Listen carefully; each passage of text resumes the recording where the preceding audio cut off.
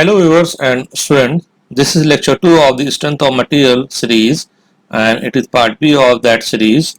We have already covered part A, and in part B what topic I am going to cover, let's see the concept summary. So the topic is principal stresses and strain, and the concept summary which we have already covered in part A are axial loading, biaxial loading, principal plane, principal stress, why we need principal planes and principal stresses. This was very important. And in part B, we will cover stress transformation equations, stresses on an oblique section of a body, major principal stress and minor principal stress, maximum shear stress, position of various planes, and at the end of this chapter, we will deal with some numericals. So beginning with the stress transformation equation, as the name suggests, it is an equation which transforms from one plane to another. It's a general equation through which you can change the angle theta and the stress will be transformed from one plane to another plane. Now we are considering here by stresses on an oblique section of a body subjected to a direct stresses in perpendicular directions accompanied by a simple shear, and this can also be in short said as biaxial stress system with shear. So this can also be said as biaxial stress system with shear. Now this element I am considering, this can be said as cross section of any body, and this is an element, a rectangular element, and in this element sigma x sigma y has been acted, and these two stresses are positive and tensile away from the body, and on this element all the faces on this element shear stress being acted depending upon whether it is clockwise or anti-clockwise. The clockwise taken to be positive, we already know, and we have discussed in part A of this lecture, and there is minus tau xy which is anti-clockwise direction. Now we have taken an arbitrary plane at an angle theta measured from side BC on an x-axis and in clockwise direction, and on this arbitrary plane we have considered two stress sigma n and sigma t. Since we do not know what type of stresses are present, so we assume that there will be two stresses sigma n and sigma t are present, and we made equation accordingly. And what we have to do, we have to find sigma n and sigma t, general equation of sigma n and general equation of sigma t, and you can also find resultant of sigma n and t, which is sigma r. So this is what we intended to find, and if the plane varies with respect to the theta, then sigma n and sigma t will also vary with respect to theta. One key important thing which we have to angle through which the plane is being measured. So in my case I have measured from x-axis, this is x-axis, and in clockwise direction. So my equation will be accordingly, in this case my equation will be adjusted accordingly. So in my equation the theta measured is from x-axis in clockwise direction. There are different books in which you will find that the plane is measured from either x-axis or y-axis. So depending upon that condition, those stresses equation will change. So you need to see that. Also you don't have to confuse if the plane is measured from whether x-axis or it is measured from y-axis. So first you have to see what diagram you are considering, and your equation will be according to that diagram. And if the question is not given as per your liking, as per your diagram, then you have to first convert your question, general question, as per your liking, or you can say as per your diagram. So this thing is very important before beginning the analysis of this biaxial system with shear or finding the general equation of sigma n and sigma t. Now we all know that sign convention we have already considered, and what sign convention we have considered, that clockwise is taken to be positive like this, and you can see plus tau xy, and plus on the face of AB and on the face of sigma x here is plus tau xy is clockwise, and minus tau xy at sigma y is anti-clockwise. So the green is anti-clockwise and the blue is clockwise. Now stresses on an oblique section of a body, and this is a cut section of that plane which we have already considered ABC. So this is the cut section of that plane, and you can see the important thing which I wanted to show in this section is unit thickness, and the thickness of this plane inside my screen or inside the plane of paper is unit. So this we are assuming, and this we are taking to simplify our equations, and how we are going to simplify we will see in the coming slide. So first you have to consider that the thickness of this element which we have considered is unit. It may be 1 mm, it may be 1 meter, it may be 1 centimeter. So we are considering unit thickness. and again on the face AC sigma x as well as plus tau xy is acting, and on face BC sigma y and minus tau xy is acting, and we wanted to find what is happening here. So we do not, so since we do not know what type of stresses are present, so we arbitrarily assume sigma n and sigma t or tau. So we wanted to know what effects of sigma x tau xy and sigma y minus tau xy are being created at this plane, because there are so many instances in engineering where the material not fail from surface but fail from bulk. So that's why we wanted to know what is happening, what type of stresses are being present on this plane. And since we do not know, again I am repeating, we assume that there is a perpendicular stress on the surface sigma n and tangential stress on the surface which is sigma t or tau. Now the forces on an oblique section of a body, as you can see, P1 equals to sigma x AC into 1, P2 equals to tau xy, P2 equals to tau xy AC into 1, P3 equals to sigma y BC into 1, P4 equals to tau xy BC into 1, Pn equals to sigma n AB into 1, P2 equals to tau AB into 1. And you must be wondering why I have multiplied by 1, and this the very obvious answer is that since we have considered this unit thickness, now we know that force equals to stress into area, and the area of this plane will be AC multiplied by this length, so this will be AC into length. And similarly the force P2 which is created, which is due to which shear force P2 is the shear force due to which shear stress being created, and the force P2 is given as shear stress tau xy multiplied by AC into 1. So why AC into 1? Because this side multiplied by this side. So this is a rectangle. So we are considering this area, and that's why we have taken unit thickness, and further we will write AC into 1 equals to AC. And similarly you can see here we have taken P3 which is the force downside, it is sigma y, the sigma y is the stress present on this axis BC into 1.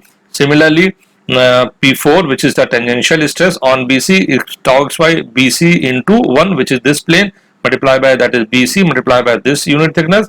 And in the same way Pn and sigma t, you can see the normal force which is due to which sigma n is being produced, the normal force equals to sigma n AB into 1. AB, you can see AB is this length multiplied by unit thickness this, so the area of this plane will be AB into 1. I am talking about the area of this plane will be AB into 1. So that's why the area is AB into 1 and force equals to stress into area. So we get Pn equals to sigma n AB into 1. And in the same way at last Pt equals to tau which is the shear stress, and shear stress being created due to shear force Pt. So Pt equals to shear stress multiplied by AB into 1. Again AB into 1 is the area. If you still have confusion, then you can see this diagram here. I have considered this diagram as a complete cube, and you can see P1 which is this force, P1 equals to sigma x AC into 1, and this is unit thickness. Again it is a z-axis or inside my screen, and the area of this plane will be AC into 1. Why AC into AC this side multiplied by this side is area of plane equals to AC into 1. Again AC which is the rectangle side, you can say length into breadth, so AC into 1. And in the same way this purple which is the shear stress P2 equals to tau xy AC into 1, and in the same way P3 sigma y BC into 1. So this is just an elaboration of earlier diagram, so that you can understand why we have taken P1 AC into sigma x AC into 1 and P2 tau xy AC into 1. Now forces along section ABC can be extended further, and so we can calculate P1 can be written as sigma x AC into 1. The arrow sign shows that it is in left direction, so it is in this direction sigma x. P2 again arrow sign shows that it is in up direction, so P2 is in this direction, tau xy into AC. P3 is sigma y into BC, you can see sigma y multiplied by this BC, so it is in the arrow is in down, so it is in downside. And at last P4 which is tau xy BC into 1, and in the right direction, so this is the shear on this BC. So 2 are direct stress and 2 perpendicular direct stress, and 2 are shear stress on both the faces AC and BC. Now resolving the forces, these P1, P2, P3 forces along the plane AB and perpendicular to the plane AB. Again, this is a triangle which is the same triangle which is the same triangular element which we have considered earlier, ABC. It is the same triangle ABC, or you can see it is the same triangle ABC. So I have considered the same force. So what I have done here, I have to the face AB, and there are two more forces, Pn, which is the normal force to the plane AB, due to which sigma n is being created, and Pt is tangential force to the plane AB, due to which sigma t is being created. Now, since we all know that P1 is in left direction, P2 is upside, P3 is downside, and P4 is right side, so accordingly we have taken the component of this P1 along and perpendicular direction in a way as we do in mechanics, that is P1, one component is in cos side and one component is of sine. So P1 cos theta is being taken here and P1 sin theta is taken here. Similarly for P2, this is cos and this is sine, so P2 sin theta and P2 cos theta. And in the same way, P3 you can write here P3 as two components of these two forces, which is P3 cos theta, so this is theta, and P3 sin theta. Same way, P4 you can write P4 sin theta and P4 cos theta. One more thing, since this is the perpendicular normal stress in this direction, so we have considered Pn, which is the force or it is the responsible force for sigma n. So Pn is the responsible force due to sigma n. So I am considering Pn plus P2 cos theta plus P4 sin theta with respect to their desired direction. And similarly, since we have assumed that sigma t is in this direction, so Pt, which is the tangential force and which is responsible for sigma t tangential or tau stress, so Pt is in this direction, so Pt plus P4 cos theta plus P3 sin theta. And if you are still confused, then you can see this diagram. So tau has been created in this direction and sigma n, so Pn is being created, is been assumed in this direction. So if you wanted to see, you can see Pn is being assumed in this direction and Pt is being assumed in this direction. And now what we have to do, since the whole element is in equilibrium, neither it is moving upside, downside, nor it is rotating, so as per Newton's law, all the forces along these brown lines are in equilibrium. So what we do, we will balance all these forces, opposite forces, and we will form an equilibrium, and that's what we have done. Equilibrium equation resolving the forces perpendicular to the section AB. So what we done, Pn plus P2 cos theta plus P4 sin theta equals to P1 sin theta plus P3 cos theta. You can see here in this equation Pt plus P4 cos theta plus P3 sin theta is being equated to P1 cos theta plus P2 sin theta, and similarly along this equation, so what we get, first we have calculated Pn, and Pn we get P1 sin theta plus P3 cos theta minus P2 cos theta minus P4 sin theta, and similarly for Pt we get P1 cos theta plus P2 sin theta minus P4 cos theta and minus P3 sin theta. So first we have equated and then we have form the equation for Pn and Pt, and we wanted to calculate sigma n and sigma t, that's why we are forming the equation for Pn and Pt. And you can see, putting the value of P1, which we have already, we know that P1 equals to sigma x into AC, P2 equals to sigma tau xy into AC, and P3 equals to sigma y into BC, and P4 here is sigma y into BC, P4 here is tau xy into BC. And if you are still not know what, where, how this P1 P2 I have written, you can see this equation. P1 equals sigma x into AC, P2 equals to tau xy into AC, and P3 equals to sigma y into BC, and P4 equals to sigma x into BC. So equation 1, 2, 3, 4. So values from P1 of P1, P2 and P3 and P4 is being put from equation number 1, 2 and 3 and 4 in this equation. So we finally get Pn of this equation, and for the Pt we get this equation. Now we wanted to calculate, as we have already know, we wanted to know what the normal stress along the AB and tangential stress normal stress along the AB and tangential stress along the AB. So sigma n equals to Pn upon AB, and AB is the area, since thickness is taken to be unit, so AB into 1 is AB. So Pn upon AB equals to sigma x, putting the value of sigma x which we have earlier derived, divided by AB, rearranging terms and using trigonometrical identities, and finally we solve for sigma n, which is our equation number 5, and we get this equation sigma n equals to sigma x plus y by 2 minus sigma x minus sigma y by 2 cos 2 theta minus tau xy sine 2 theta, and this is the same equation. So I have shown the triangle here, the elemental triangle which we are considering, and this is sigma what we wanted to calculate, and this is the general equation of sigma n. And you can see the sigma n is dependent on sigma x, sigma y, tau xy and theta of the that is the angle of the plane which we have taken. So theta is the angle of the plane, so the plane which we have already taken. So if sigma x, sigma y are and tau xy are constant, which normally don't change if we apply sigma x, sigma y and tau xy, then these are almost constant, so they don't change in with one element. So you can see the sigma n is a function of theta, that is the angle of the plane. As the angle of the plane changes, sigma n also changes. So this is very important. Sigma n is the function of angle of the plane. Now we wanted to know about sigma t, which is tau.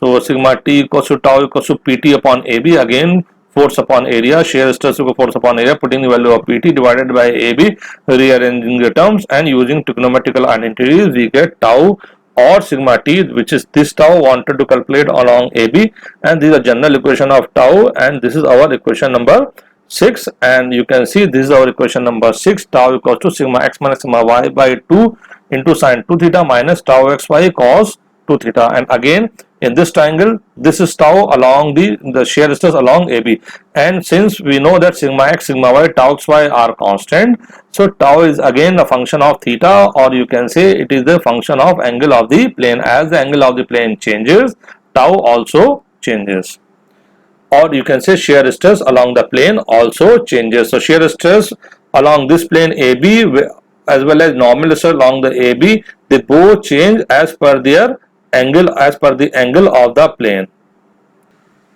Now to find out position of the principal plane, and we know the very condition, the very mathematical condition for principal plane is it is the plane at which there is no shear stress. So I have put mathematical condition here, which is sigma t or tau. Sigma t can be said as tangential or tau is the shear stress, they both are same. So putting the value of the equation of sigma t equals to 0, we can get the position of principal plane. It is that plane where there is no tau, where there is no shear and only normal stress is being present. So what I am doing here, I am putting tau equals to 0. So this is the general equation of tau we have just derived, and putting the equation 0, and we get the angle tan 2 theta p. And you can see these angles are plus and minus, so there will be two angles representing this value of 10, and if you take tan inverse, you will get two angles. One angle as if one plane is at theta to 2 theta p, then other plane will be 2 theta p plus 180. So there will be two angles, and what two angles are, you can see in this triangle. First we have taken minus sign, and then we have taken plus sign, and this triangle is being created. This is 2 theta p1 and 2 theta p2. So two angle will be there, and so you can say that there will be two planes at which shear stress is 0. The position of principal plane means there will be two planes. One plane will be at an angle 2 theta p1 or theta p1, and another plane will be at an angle theta p2 at which there will be no shear at all. So from this triangle we can also calculate sine 2 theta p1 and cos 2 theta p1, and in this triangle we can also calculate sine 2 theta p2 as well as cos 2 theta p2, and that's what we have done here. We have calculated sine 2 theta p1 and cos 2 theta p1 and sine 2 theta p2 and cos 2 theta p2. So if we wanted to calculate which is the maximum principal stress and minimum principal stress, then we have to put these values. So first, using this value, we will get the maximum principal stress. Now you can see the maximum or the major principal stress, which is sigma p1, and we know that sigma, since we know that sigma n, we just have derived equation number 5, that sigma n equals to sigma x plus sigma y by 2 minus sigma x minus sigma y by 2 into cos 2 theta minus tau xy sine 2 theta, and putting the value of cos 2 theta p1 and sine 2 theta p1 for a plane where again tau equals to 0, that is the principal plane. Therefore the maximum principal stress will be given as, now putting the value of this cos 2 theta p1 and sin 2 theta p1 and solving for, and finally we get this equation. So this is the major principal stress, or you can say maximum principal stress, and it is represented by sigma p1 here I have shown, and this value of sigma p1 equals sigma x plus sigma y by 2 plus under root sigma x minus sigma y by 2 का whole square plus tau square tau xy whole square. Similarly, we can also calculate minor principal stress, and here for this we have to put the value of cos 2 theta p2 or sin 2 theta p2 first. Since we have first put 2 theta p1, now we have to put 2 theta p2 for the plane where sigma t or tau equals to 0, and we have put the value here, you can see here, and again rearranging the terms, and we get the minimum principal stress, and the minimum principal stress is sigma p2 equals to sigma x plus sigma y by 2 minus under root sigma x minus sigma y by 2 whole square plus tau square xy. And you can see it is almost similar to the sigma p1 equation. So both the equation are almost same. The only difference between is this sign, and we know that sigma p1 is sigma x plus sigma y by 2. This is a similar equation. The only difference between these two equation is plus minus. So you can say in major principal stress you have to use here plus, and in minor principal stress, minimum principal stress, you have to use minus. So this is the only difference. This is the maximum principal stress on one plane, and this is the minimum principal stress on another plane. The only difference between these two equations is here you are using plus sign and here you are using minus sign. Now to calculate maximum shear stress, we know that the shear stress or tensile stress is given, which is the equation which we have already derived in equation number 6, which is given as tau equals to sigma x minus sigma y by 2 into sin 2 theta minus tau xy into cos 2 theta. And mathematically the condition for maxima minima is d tau upon d theta equals to 0, and since shear stress tau is the function of theta, so we should differentiate shear stress with respect to theta so that we can get the maximum and minimum value of shear stress. And after differentiating the same equation, we get this equation, finally solving it, and we get 10 theta 2 theta s equals to sigma y minus sigma x upon 2 tau. Now theta s is the angle of that plane where shear stress is maximum. So theta s is the angle of that plane where shear stress is maximum, and again we will get two values of tan theta, one for theta s and one for 90 plus theta s, and similarly sin theta s is given as plus minus sigma y minus sigma x under root sigma y minus sigma x का whole square minus 4 tau square, and similarly cos 2 theta s is given as plus minus 2 tau upon under root sigma y minus sigma x का whole square minus 4 tau square. So we will put this cos 2 theta, the value of sin 2 theta s and cos 2 theta s in this equation, tau equals to sigma x minus sigma y by 2 sin 2 theta minus tau xy cos 2 theta. So we put the value of sin 2 theta s and cos 2 theta s in this equation, and we get this value of sigma x, and this is the value expression for maximum shear stress plus minus under root sigma x minus sigma y by 2 का whole square plus tau square xy. Now plus denote for clockwise direction and minus denote for anti-clockwise direction. And one important thing is that this formula is same which was the second half part of the maximum principal stress or minimum principal stress. So coming to the position of various planes, so since we have derived the equation of sigma n and tau, we must also check these equations whether they are giving correct result or not. So for this we have to know about position of various planes, and for this we know that if the plane is parallel to the x-axis, then theta equals to 0. Putting the value of theta equals to 0 in equation number 5, which is the expression of sigma n normal stress, and we know that sin 0 equals to 0 and cos 0 equals to 1, solving it, and we finally get sigma n equals to sigma y. So the normal stress at theta equals to 0 is sigma y, and similarly the tangential stress at theta equals to 0 is tau equals to minus tau xy, minus sign denote that it is anti-clockwise. So let's check whether this plane is whether it is significant or not. So if the plane again parallel to axis theta equals to 0, so since this is the general plane, and after putting theta equals to 0 we get finally this plane. Now you can see that at this plane theta, this is the plane where theta equals to 0, and at this plane sigma n equals to sigma y and tau equals sigma t equals to minus tau, which is the desired result and which we are applying, since so our equations are giving correct result, since at this plane or at this plane we are applying sigma y and minus tau, and accordingly the equations are giving the same result. So that the equation which we have derived are giving correct result. Once more we can check by putting theta equals to 90 degree.